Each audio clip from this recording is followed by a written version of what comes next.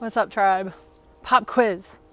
Did you know that you could have people in your life who don't judge you when you're vulnerable, who don't criticize you if you're having a bad day, who don't seek to change you because they think there's something wrong with you? Did you know that these kinds of relationships exist? They totally exist. Do you know what happens when you let yourself know that?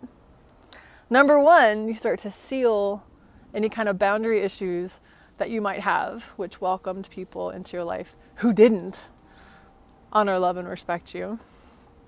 But also, you start to bring them in. You start to attract them.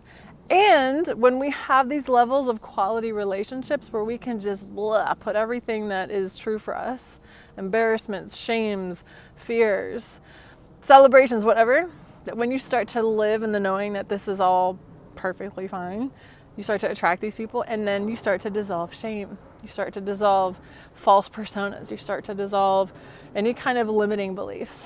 And you're starting to not only shift your vibration and call in the kind of life that you really want to live, but you're building the new humanity.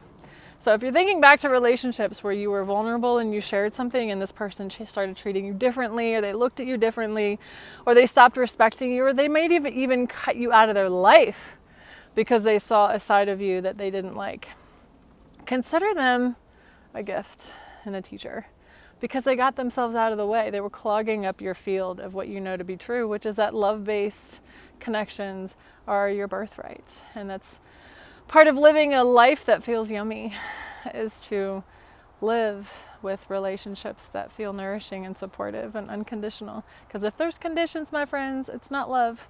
And if people just have you around because they want to get something out of you, that's called an insurance policy. And that's very old paradigm.